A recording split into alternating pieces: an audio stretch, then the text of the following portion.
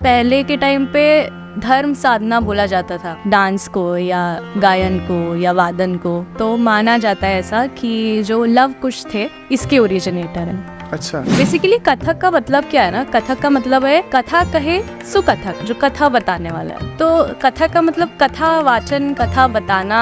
थोड़ा सा स्टोरी कैसे कन्वे करते हो आप, वो अगर आप समझा सको। तो मैं एक कविता बता सकती हूँ। ठीक। कृष्ण सखा मिल गए ग्वालन धर, निरत फिरत तब देख लिए, उतार लिए और खाए लिए। इसलिए तांडव नाम नहीं है कि शिवजी करते हैं, क्योंकि वो तंडु मुनि ने सिखाया था भरत मुनि को, इसीलिए उन्हीं से इंस्पायर होकर ये नाम दिया है तांडव। एक कथक डांसर जो होता है वो किसको वर्शिप करता है? कथक का ईष्ट मानते हैं हम श्री कृष्ण को। ये जो हम यूज करते हैं ताथे थे तत् आथे थे तत्, सुना होगा।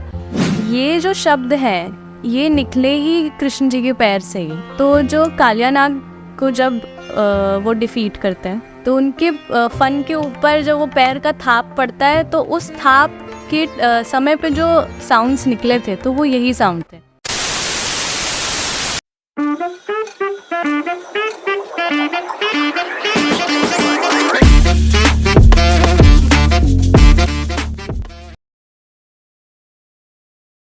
नमस्कार, स्वागत है आप सबका मिस्टिकल टॉक्स के एक और नए एपिसोड में। और मैं आशा करता हूँ आप सब बहुत ही अच्छे होंगे। और आज के इस एपिसोड में हम शास्त्रीय नृत्य यानी कि क्लासिकल डांस के ऊपर बहुत ही गहराई से बात करने वाले हैं। और वो बातें करने के लिए जो मेहमान आज हमारे साथ मौजूद हैं उनका मैं स्वागत करना चाहूँगा।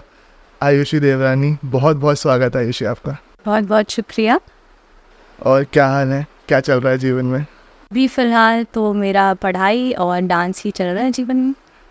ओके, सो हम स्टार्ट करते हैं अब। जैसे क्लासिकल डांस में काफ़ी सारे डांस फॉर्म्स होते हैं, तो वो सारे फॉर्म्स आप समझा दो एक बार। तो टोटल हमारे 8 फॉर्म्स हैं, ठीक है, जिसमें से सबसे पुराने हैं हमारे कथक और भरतनाट्यम। भरतनाट्यम तमिलनाडु का है, कथक हमारा नॉर्थ का है, यूपी का है। और उसके बाद आते हैं हम आसाम में सत्रिया, जो कि बहुत लोगों को पता नहीं है सत्रिया के बारे में। और वो मेरे ख्याल से 2000 नवंबर में उसको रिकॉग्निशन मिला है एसएनए के थ्रू कि वो अब हमारे इंडियन क्लासिकल डांस में आ गया है।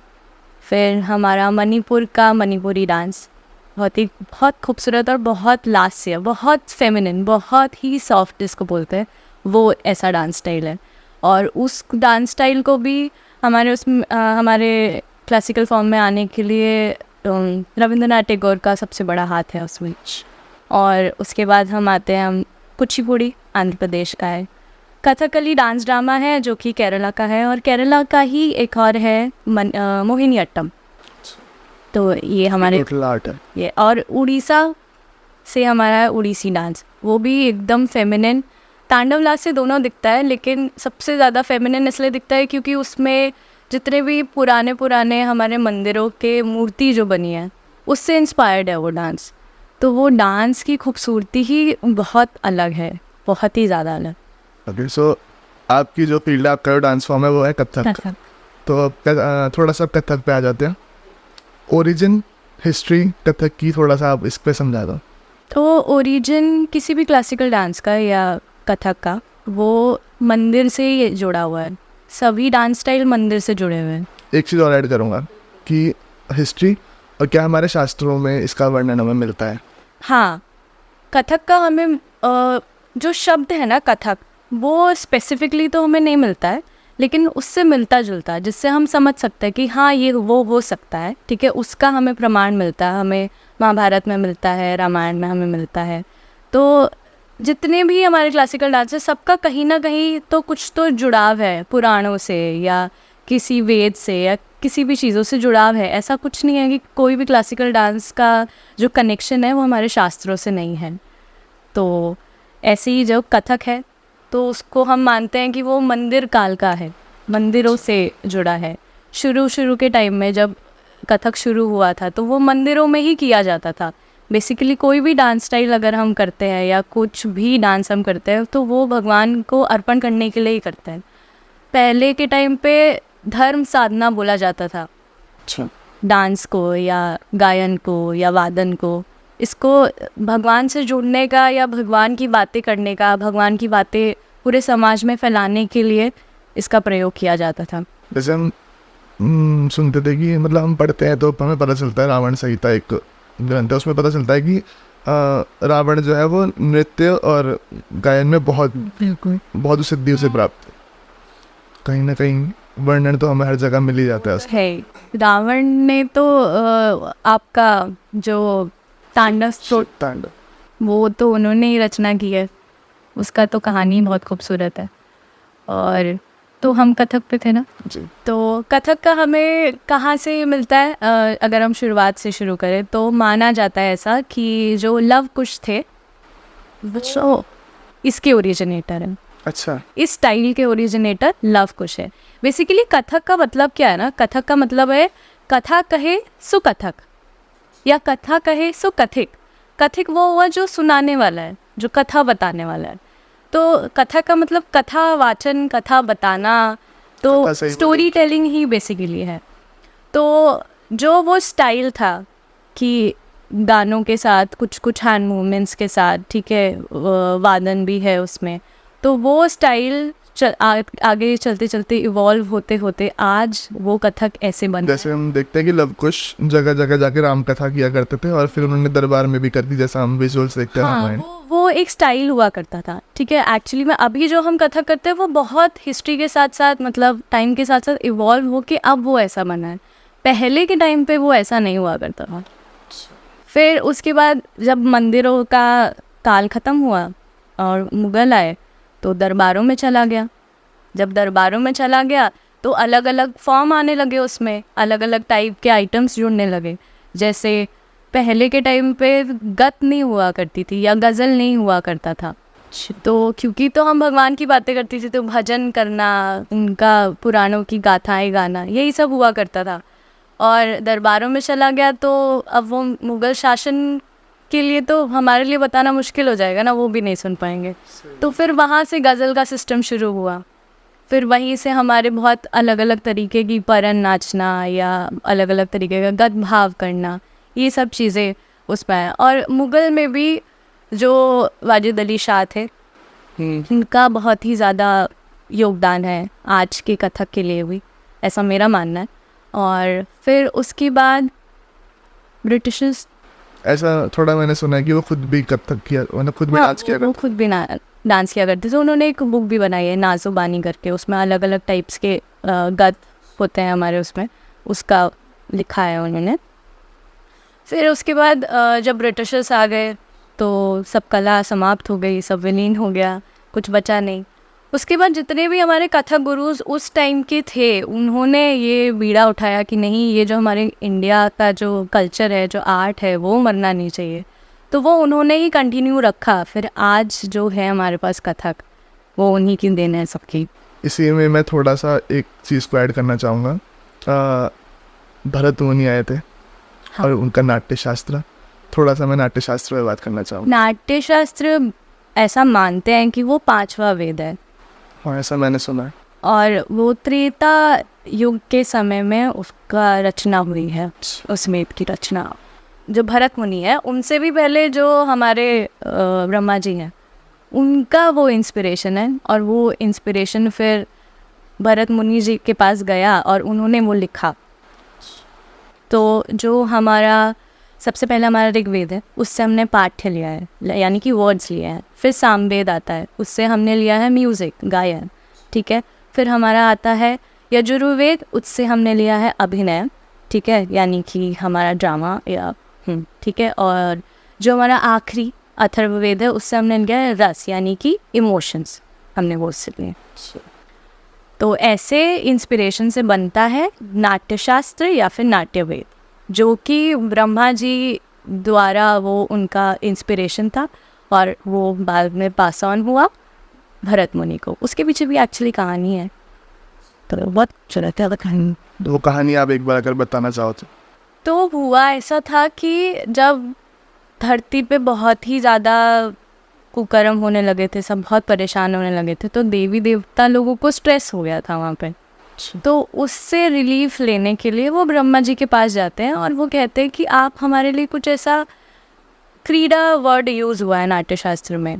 क्रीडा मतलब खेलने के लिए खेलने को कहते हैं। बोलते हैं। कि आप हमारे लिए कुछ ऐसा खेल बनाइए या ऐसा कुछ बनाइए जिससे हम थोड़ा मतलब ये हम अपने काम वाम से सब कुछ बहुत ही शांत हो सके, ठीक है, हमें एक रिलीफ मिल सके। तो आप कुछ ऐसा हमारे लिए खेलने के लिए कुछ बनाइए। तो इसी इंस्पिरेशन से फिर वो नाट्य वेद बनाते हैं और वो बोलते हैं कि मैंने ये आपके लिए बनाया है, आप ये लीजिए। फिर वो कहते हैं कि इसका इम्प्लीमेंट करना तो बहुत ही मुश्किल है, ये तो हम नहीं कर पाएंगे। तो फिर उसके बाद वो पास ऑन होता है भरत मुनि को। अच्छा। फिर भरत मुनि अपने 100 गंधर्व पुत्र को लेके उस पर एक नाटक बनाते हैं, ठीक है। फिर वो नाटक लेके जाते हैं ब्रह्मा जी के पास कि हमने इस विधा से हमने ये एक नाटक बनाया है। फिर वो कहते हैं कि ये तो बहुत सुंदर है, इसको तुम अब लेके जाओ शिव के पास। तो शिव जी के पास जाते हैं। शिव जी देखते हुए बोलते कि बहुत अच्छा प्रयास है, लेकिन इसमें कुछ और हो सकता है। तो कुछ और क्या हो सकता है?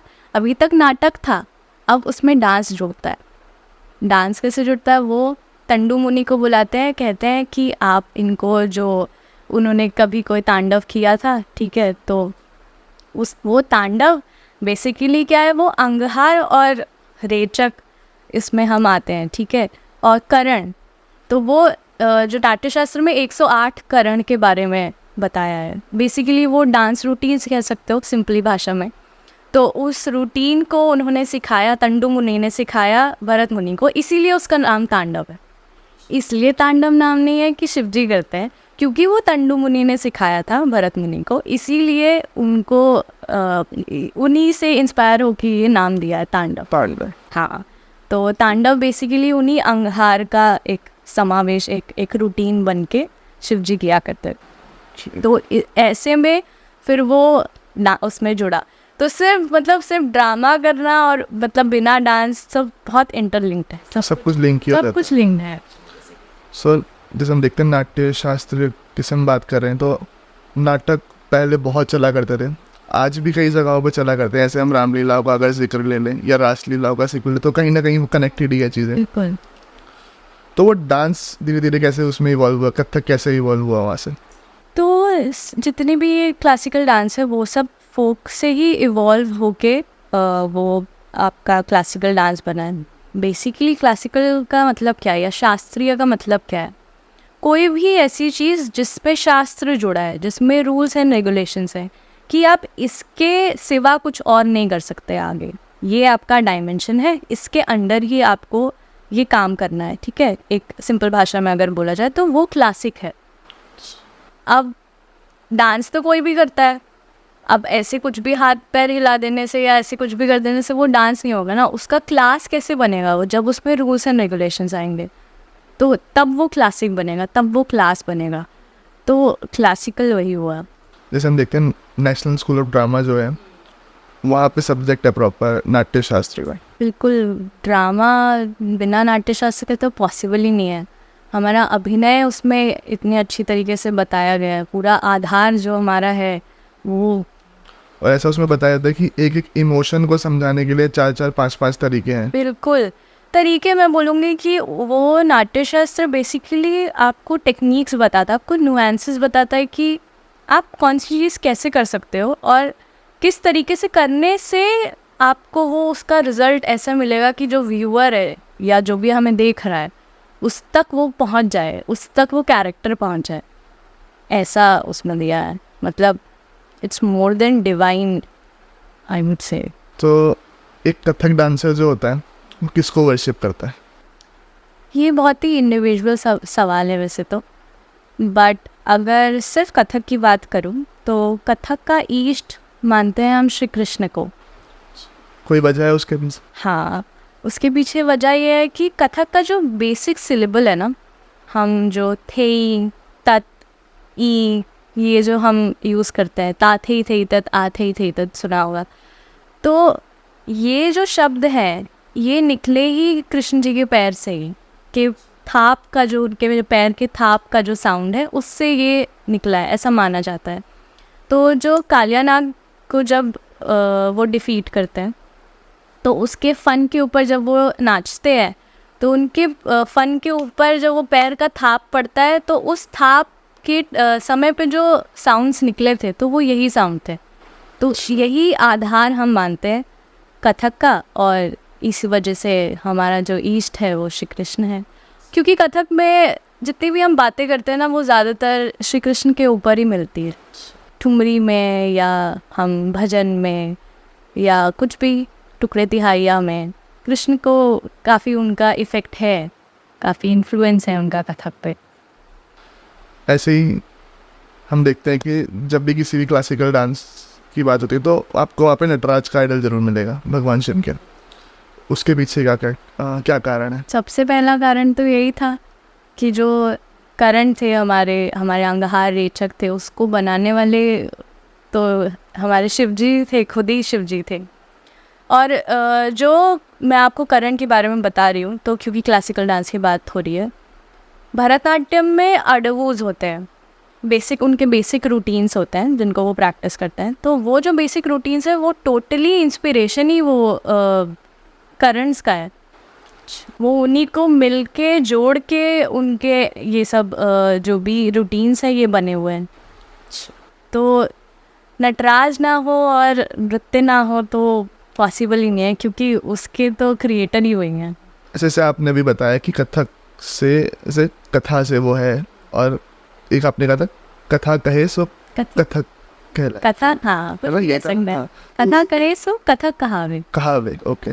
सो इसमें स्टोरीज कन्वे होती है, मतलब आपका कहने का मतलब है, तो कैसे होती है स्टोरीज कन्वे?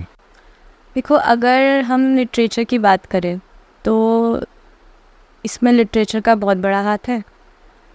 तो अगर कोई एक कथक डांसर उसको कुछ भी कन्वे करना है तो उसके बहुत अलग अभिनय करने के बहुत अलग अलग तरीके हैं। जैसे भजन से हम कह सकते हैं, या हम कह सकते हैं कवित, ये टेक्निकल टर्म है। तो कवित से भी, कवित में क्या होता है कि कविता मतलब लिटरेचर और जो हमारे कथक के बोल होते हैं उसका एक समावेश होके एक बंदिश तैयार होती है, उसको हम बोलते हैं कवित।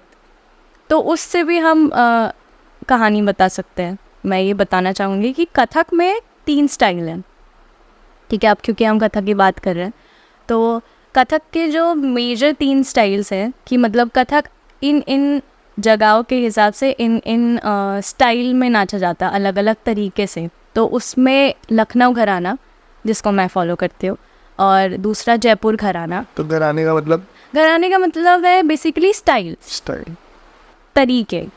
स्टाइल्स का मतलब घराना है, ठीक है। और एक हमारा बनारस घराना, और इनके सबके अलग अलग स्टाइल्स हैं। तो आपको कौन सा इसमें? मैं लखनऊ घराना फॉलो करती हूँ, मैंने लखनऊ घराना सीखा है। लखनऊ घराना बहुत ही फेमिनिन और बहुत ही अंदाज वाला है, क्योंकि लखनऊ मुग़लों से मतलब उनका प्रेरणा उनको वहीं से मिली है सब काम करने की। तो उसमें जो फेमिनिज़म है और जो बहुत अंदाज़ है एक तरीके का, बहुत ही सॉफ्ट जिसको हम कहेंगे, वो आपको लखनऊ में मिलेगी। लखनऊ सुन के ही ऐसा हमें लगता है कि बड़ा मिजाज और बहुत ही आनंद और बिल्कुल अंदाज वाला वो शहर है। तो इस तरीके का वो डांस भी है। अब हम जयपुर चले जाएंगे तो जयपुर तो वीरों की कमी नहीं है, वहाँ पे तो राजपूताना पूरा एरिया है। तो जो जयपुर घराना है वो बहुत ही तेज़ी तैयारी, एकदम तेज़ी तैयारी, उनका चक्कर होंगे तो उनका पैर का काम एकदम बिल्कुल ऐसा रहेगा कि पूरा धरती हिला दे, वो इस तरीके का जोश उनका रहता है वहाँ पे। और बनारस घराना जो है वो दोनों का एक मिक्सचर है, लेकिन उसका एक अपना एक अलग स्टाइल है, जिसमें आपने कभी सुना होगा सितारा देवी का नाम है, बहुत ही जाने माने वो बनारस घराने की डांसर है। तो उसका जो बनारस घराने में थाली जो होती है, कांसे की थाली होती है, उस पे तत्कार करते हैं, या उनके चक्कर होते हैं इतने खूबसूरत, और वो चक्कर लेते लेते स्प्लिट कर जाते हैं दोनों पैर को। हमने अपने गुरुओं को और बहुत ही बड़े बड़े डांसर्स को करते हुए देखा। तो उसका एक अलग स्टाइल है। तो इन अलग अलग स्टाइल में अलग अलग तरीके से सब अपना अभिनय करते हैं। तो उसी में आपका जयपुर घराने में बहुत ही कवित्त बहुत फेमस है, और बनारस घराने के भी बहुत ज़्यादा फेमस है कवित्त, लेकिन मैंने कभी बहुत सुना नहीं है उसके बारे में। तो क्योंकि मुझे मौका नहीं मिला कभी बनारस से इतना कथक से इतना जुड़ने का, मैंने कभी उसको इतना ध्यान से मैं सीख नहीं पाई हूँ, या मैं कह सकती मैं देख नहीं पाई हूँ जितना मुझे समझ है और मैं जानती हूँ। तो हम कवित से अब तो ऐसा हो गया कि परन बहुत अलग अलग तरीके से नाचते हैं, अभी ये समझ नहीं आ रहा होगा आप लोगों को, बट परन हम लोग के लिए टेक्निकल टर्म्स होते हैं। मतलब कोई भी क्लासिकल डांस है तो उसका एक सिनेरियो होता है कि वो इस तरीके से नाचा जाता है, तो उसमें जो टेक्निकल हम पार्ट जो हम डांस करते हैं, ठीक है, तो उसमें परन आता है, उसमें कविता आता है, टुकड़ा तिहाइयाँ आती है। उसके बाद जो अभिनय पोषण हम लोग करते हैं उसमें आपका गज़ल, क्योंकि हम लोग से बहुत ही इंस्पायर्ड हुए थे एक ज़माने में, तो गज़ल नाचते थे हम, भजन नाचते थे, ठुमरी हम नाचते थे। और अभी होली, चैती, कजरी, ये सब फोक में जो कुछ कुछ उनके सेमी क्लासिकल जो गायन शैली है उससे भी हमने इंस्पिरेशन लेके हमने अपने डांस में लेके आए हैं। बहुत ही अलग, बहुत ही खूबसूरत तरीके से इमोशंस और अभिनय हम बता सकते हैं। तो थोड़ा सा स्टोरी कैसे कन्वे करते हो आप, वो अगर आप समझा सको। तो मैं एक कविता बता सकती हूँ। ठीक।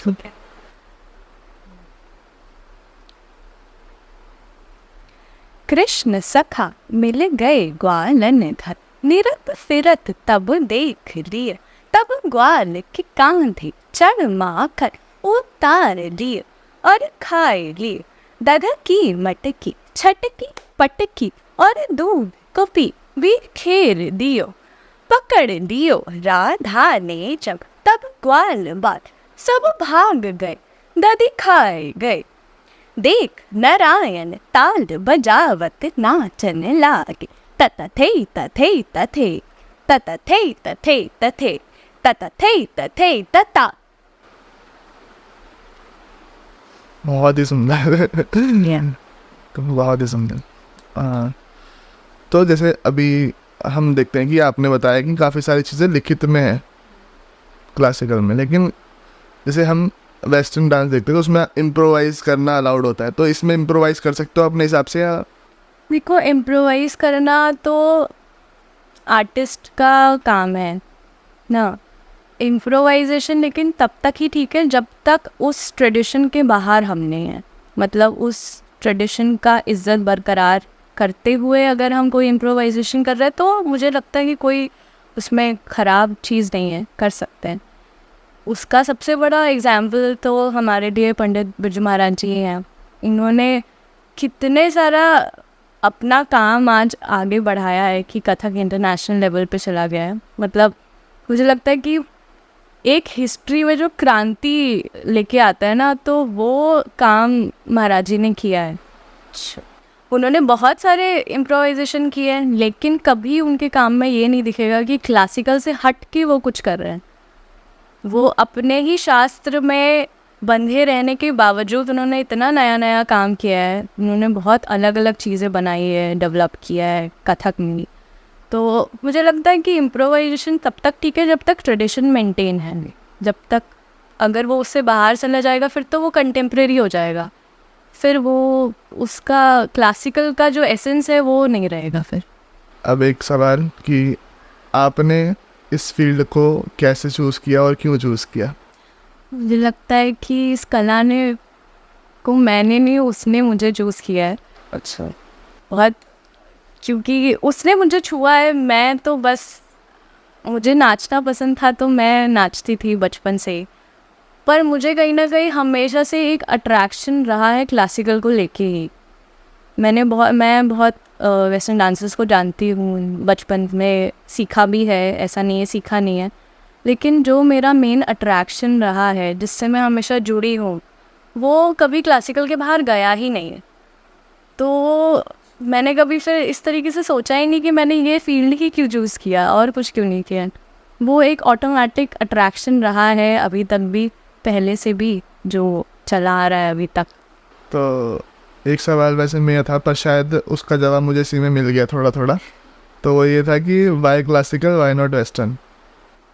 हाँ, आई थिंक क्लासिकल में एक अलग ही कनेक्टिविटी है और एक अलग ही डिवाइन है। वैसे तो कोई भी आर्ट फॉर्म ऐसा नहीं है जिसमें आपको एक आध्यात्मिक फील नहीं आता है, लेकिन क्लासिकल में पेशेंस के साथ, प्रैक्टिस के साथ, और कितना पेशेंस रखते हुए प्रैक्टिस करना है, सब कुछ एक इनर ग्रोथ बनाता रहता है।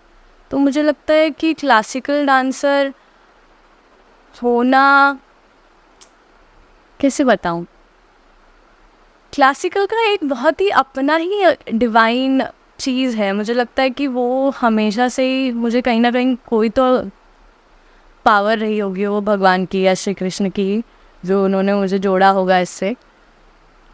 पर बहुत ही अच्छा सवाल है, सोच के बहुत अच्छा लग रहा है, लेकिन मेरे पास कोई जवाब नहीं है इस चीज़ का, क्योंकि मैं बता नहीं सकती हूँ कि वो फील क्या है। क्योंकि जब मैं नाचती हूँ कभी भी, चाहे क्लास में, चाहे रियाज़ कर रही हूँ, तो मुझे लगता है मैं एक जोन में वो कनेक्ट हो जाती हूँ। मुझे लगता है वो किसी और फील्ड में या किसी और चीज़ में मैं उस तरीके से नहीं हो सकती जिसमें जितना मैं क्लासिकल से होती हूँ, चाहे वो गाना हो या इंस्ट्रूमेंट हो या डांस ही हो। बट जब तक वो क्लासिकल है, उसका एक अपनी ही बात है। जैसे आपको जब आपने ये सीखना शुरू किया, जब आप स्टूडेंट थे, वैसे तो आप कह रहे हो कि अभी भी स्टूडेंट ही हो, और देखा है तो इस फील्ड में हमेशा ही हाँ, कुछ ना कुछ सीखते ही रहते हैं। हैं। तो जब सीखना शुरू किया और जब फिर एक्चुअल परफॉर्मर बने और स्टेज पे परफॉर्म किया, उसमें क्या डिफरेंस लगता है? मैं तो शुरू में तो मैं बहुत ही नर्वस होती थी जब मैं प्रोफेशनली स्टेज पे चढ़ना मैंने शुरू किया।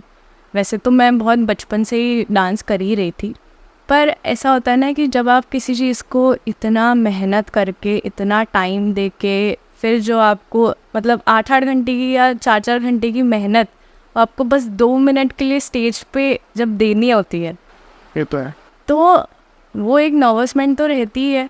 लेकिन मुझे लगता है जब आप स्टेज पे चढ़ गए, तब तो आर या पार। तो जब तक गाना बज रहा है तब तक तो आप वहीं हो। और बेसिकली एज अ स्टेज, जितना भी मेरे पास एक्सपीरियंस है, जितना भी सीनियर से मिला है, उससे मुझे लगता है कि स्टेज पे जाने के बाद फिर वो स्टेज है, म्यूज़िक है और आप हो। फिर और कहीं ना कहीं एक रिस्पॉन्सिबिलिटी भी होती है कि जो सामने ऑडियंस है उसको भी उसी तरीके का मैं डिवाइन जो मैं फील कर रही हूँ वो भी फील कर पाए। तो ये एक छोटा सा नर्वसमेंट, लेकिन स्टेज पे जाने के बाद तो वो एक अलग ही फील है, बिल्कुल अलग फील। इसको बताना बहुत ही मुश्किल है। अब इसी में थोड़ा सा अपना एक्सपीरियंस ऐड करना चाहूँगा, क्योंकि मैंने जो है नाट्य कला में बहुत, मेरा भी आपको पता है थोड़ा सा, कि जैसे मैं बता रहा था आपको, तो मैंने रामलीला में मैं रोल किया करता हूँ हर साल, और वो नाट्य कला है प्रॉपर। और उसमें क्या होता है, उसमें भी सेम कि हम 1 महीने से हमारी रिहर्सल चलती है, 1.5 महीने से। अब वो एक दिन आएगा, अगर आपके प्रॉपर बड़े रोल हैं तो वो अलग चीज़ है कि हाँ आपका रोज़ रोल है तो वो अलग है, पर वो मोस्टली 12 डेज़ की आपकी लीला है और उसके लिए आपको 1.5 महीने की मेहनत करनी है।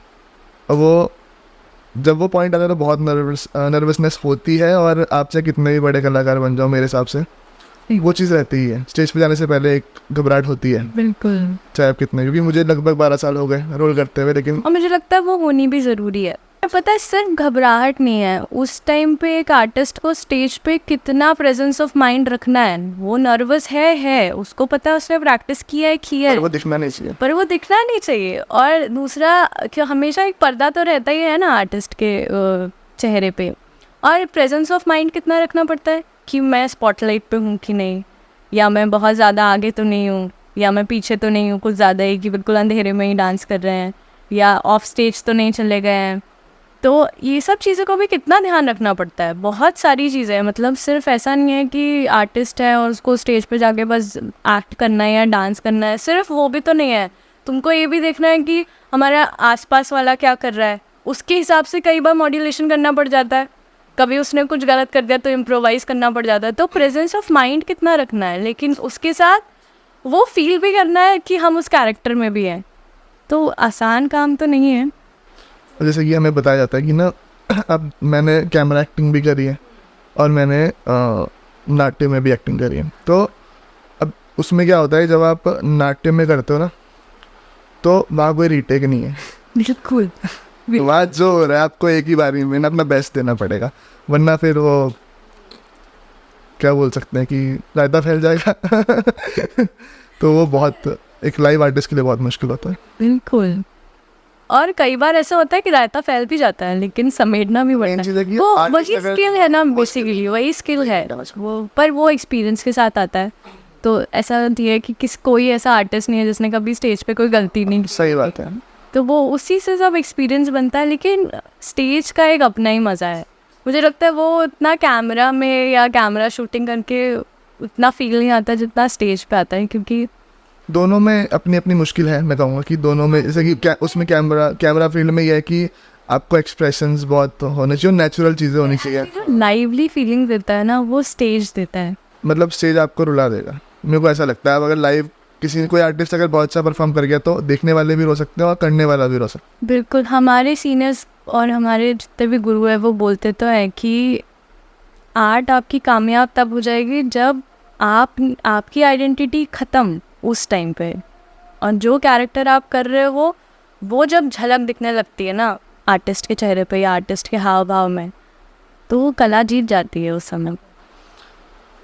जैसे जबकि लोग आपको कैरेक्टर जो आप प्ले कर रहे हो उससे पहचान। बिल्कुल, एग्जैक्टली। अब अगर हम स्टेज पे और हमने लक्ष्मण का रोल करना है या कुछ भी रोल करना है, वो इतना खूबसूरत हो जाता है कि जो ऑडियंस है वो ये नहीं बोलता है कि वो लड़का, वो यही समझता है कि वो राम या वही लक्ष्मण था।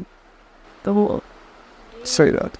यही मैं लाइफ टाइम लगा देता है पूरा आर्टिस्ट। मैंने रामलीला में भरत का रोल किया था सबसे पहले। मतलब पहले बचपन में तो बहुत रोल करे हैं, बट कहते तो पहला बड़ा कैरेक्टर जो है तो वो मेरे दिल के भी बहुत करीब है वो कैरेक्टर। मुझे भरत से अच्छा कोई कैरेक्टर वैसे नहीं लगता।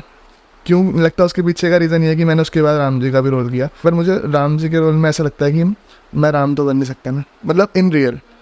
पर अगर राम जी के लिए मेरी भक्ति है तो मैं भरत जैसी भक्ति चाहूँगा कि हाँ, तो वो मेरे को इसलिए कनेक्ट करता है। और आज भी मुझे अच्छा तब लगता है कि कोई अगर मुझे रामलीला का मुझे मिलता है तो मुझे ना राम कहता है ना मुझे आदित्य कहता है, मुझे भरत कहता है। तो मुझे खुशी होती है कि हाँ, मुझे आज भी लोग उस नाम से थोड़ा सा पहचानते हैं।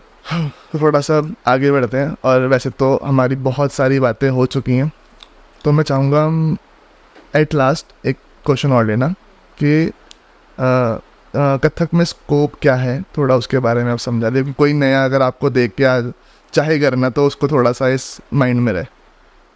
बहुत लोगों को ये नहीं पता है कि डांस में भी अकेडमिक्स है, उसमें भी पढ़ाई कर सकते हैं। और जब मैं भी पढ़ाई करती हूँ तो मुझसे भी सब यही पूछते कि पढ़ना भी पड़ता है, तुम लोग के एग्ज़ाम्स भी होते हैं, तुम लोग को सिर्फ डांस नहीं करना होता है। तो आई थिंक बहुत लोगों को बताना बहुत ज़्यादा ज़रूरी है कि अब वो टाइम नहीं रहा है, अब इसमें भी आप टीचर बन सकते हो, प्रोफेसर्स बन सकते हो। जिस फील्ड में मैं जाना चाहती हूँ आगे डांस को लेके, क्योंकि बहुत ज़्यादा ज़रूरी है लोगों को अवेयर करना इस चीज़ के लिए कि सिर्फ डांस करना या सिर्फ फ्रीलांसिंग आजकल के ज़माने में वैसे भी बहुत ही मुश्किल ही है कहने के लिए। और उनको ये नहीं पता है कि इसमें एकेडमिक भी है, तो आप इस तरीके से भी सीख सकते हो, सिखा सकते हो। तो एक तो ये हो गया कि आप एकेडमिक से जुड़ सकते हो, टीचर बन सकते हो। और फ्रीलांसिंग तो एज़ यूजुअल हर एक आर्टिस्ट फ्रीलांसर ही है एक तरीके से। और बहुत सारी चीज़ें हैं। मुझे लगता है कि एक कथक आर्टिस्ट राइटर भी बन सकता है अगर उसको प्रॉपर नॉलेज है, लेकिन हैविंग सेड दैट उसको पढ़ना पड़ेगा, उसको एकेडमिक से जुड़ना पड़ेगा। जब तक उसके पास नॉलेज नहीं है लिखेगा कैसे? क्योंकि बहुत सारे कथक डांसर्स को मैं जानती हूँ जो कि आपके परफॉर्मिंग लाइन में नहीं है, पर वो क्रिटिक्स हैं, वो लोग बुक्स लिखते हैं, वो लोग आर्टिकल्स लिखते हैं। तो इस भी फील्ड में जाया जा सकता है। बट हैविंग सेड दैट उसके लिए आपको एक प्रॉपर एजुकेशन और प्रॉपर गाइडेंस और नॉलेज होना बहुत ज़्यादा ज़रूरी है। तो आयुषी, सबसे पहले तो बहुत बहुत धन्यवाद। अभी धन्यवाद कि आपने समय दिया हमें और बहुत ही अच्छी बातें बताई हैं, बहुत ज़्यादा नॉलेज दी है। जो कि मैं सच बताऊँ तो मैंने लिटरली चेकआउट भी किया था यूट्यूब के ऊपर, तो बहुत बहुत बहुत कम पॉडकास्ट अवेलेबल हैं क्लासिकल डांस के ऊपर। तो इसको शायद से इसके ऊपर बात होनी बहुत ज़रूरी भी थी और होनी चाहिए, मैं चाहूँगा और भी। बिल्कुल, हमारा इंडियन कल्चर है, वो तो आगे बढ़ना ही चाहिए। बिल्कुल। सो थैंक्स अ लॉट आज के लिए एंड इस पॉडकास्ट के लिए। और मैं आशा करता हूँ लोगों को बहुत अच्छा लगा होगा आपकी बातें सुन के। अगर आप लोगों को ये एपिसोड अच्छा लगा है तो जुड़ जाइए चैनल के साथ में। ऐसे ही बहुत सारी पर्सनैलिटीज़ आती रहेगी और हम उनसे अलग अलग नए नए विषयों पर चर्चा करते रहेंगे और नई नई बातें जानते रहेंगे। मैं मिलूँगा आपसे अगले एपिसोड में, तब तक के लिए जय हिंद, वंदे मातरम, जय श्री।